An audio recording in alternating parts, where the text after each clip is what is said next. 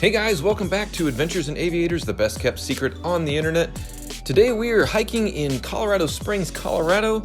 One of my favorite hikes there, Mount Cutler. It's part of North Cheyenne Canon Park. And as we always do here, we'll be looking at the categories of location, facilities, plants and wildlife, trail traffic, and the payoff. And we'll be ranking them on our scale of 1 to 5 aviators. 5 aviators. So North Cheyenne Canyon is right next to Colorado Springs, Colorado, just about a little over an hour south of Denver, but it's real close to the heart of Colorado Springs. It just takes me a couple minutes to get there from my parents' house. They live here in this area. And you come in on Cheyenne Boulevard, okay? Makes sense. So as you enter the park, you'll notice some parking at the bottom, and that is, you could actually hike up to this trailhead, but our trailhead is about halfway to the main parking area and visitor center. So our trailhead is in between those two things. There's a nice parking spot there for you on the left as you come up the hill. And as you can see on this day, we got here nice and early, as I always recommend you do, and there is nobody here. Now granted, it was hella cold on this morning, but hey, that's all right. Always go early to avoid the crowds. Now, part of what I love about this place is that it's so close to town, but so quickly you just feel like you're nowhere near the city, and you honestly completely forget about the city until you get to the very top, and now you've got an amazing view of the city. So because the location is less than 25 minutes from the Colorado Springs airport and 10 minutes from most parts of town, I'm going to give this the illustrious 5 out of 5 aviators. 5 out of 5 aviators. Next is facilities, and as I mentioned before, if you continue on that main road, you will make it all the way up to the visitor center where there are proper facilities. But even if you get there before the visitor center opens, you can see that they also have porta potties available for you. So this is great for facilities, although you would still have to drive a little ways from our trailhead for Mount Cutler. So considering we have bathrooms nearby, nice parking at our trailhead, and there are signs to keep us on the trail, I'm going to give this 4 out of 5 aviators. With plants and wildlife, as you can see, it gets beautiful real quick. You find yourself in the heart of nature as a part of this trail. There are certainly going to be deer all in this area. I have not seen so many deer up on this trail particularly, but certainly in the area. And I will say that my dad, who hikes this region very frequently, has had one of his few bear encounters actually on this trail. It was actually very near the trailhead, and he had to shimmy down some scree to get to his parked car because a mama bear and her cubs were actually on the path. So do keep your head on a swivel for any kind of wildlife. Be nice and loud. The bears don't want anything to do with you, but you don't want to come in between a mom and her cubs. For plants and wildlife, it is pretty, although if you're coming for wildlife only, maybe not your best option, so I'm going to give this 3 out of 5 aviators.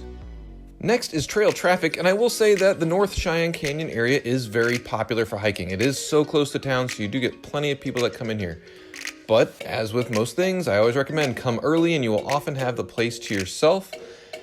What I really like about this area, specifically the Colorado Springs area, is that it's really hikeable almost all year round. You can see that on many of my clips here, it's actually, there's snow on the ground and it is frigid. It's like below freezing, but there's no wind, and so it's still very hikeable. And you know, we bundled up, but it wasn't that bad at all. Like, it was actually beautiful, even though it was cold. And on hotter days, you're up in elevation, and so it's really not bad at all either. Having done this trail several times, I can say I've really not seen all that many people on this particular path. I love this path because it's only about a mile and a half, a little bit more than a mile going up. You do gain some significant elevation. I believe it's like 133 meters, but you just feel like you're doing a quality hike, even though it might only take you an hour or so round trip. It works your legs, you get amazing views the whole way. It's excellent, and there's just not that many people at all. For that reason, I'm going to give it 4 out of 5 aviators. So as we get to the payoff, well, you could see this whole time that this hike is beautiful. From the very beginning, the first 5 minutes, you're starting to gain some elevation and get some beautiful views of the surrounding mountains. It's amazing how this area of the country just goes straight from plains into the Rocky Mountains. You know, Colorado Springs is actually quite flat, but then the mountains are just right there, and this gets you into them so quickly. As you come up and start gaining some elevation, you kind of come up onto a ridge, and there you can actually take the Mount Muskoka offshoot, which basically doubles the length of this hike. So you would go from a little over a mile to a little over 2, and same in elevation. So you gained, 130 or so meters, and then you basically doubled that. So if you're feeling ambitious, go ahead and take the Mount Muskoka track, which goes off to the right. But for Mount Cutler, hang a left, and you'll come around a ridge, and you don't have to gain too much elevation. You just enjoy the views for the second half of this hike, or the last maybe third. You can go all the way up to the summit if you hold to your left, or you can go out to the overlook, which is kind of my preference actually. I don't actually typically go to the true summit.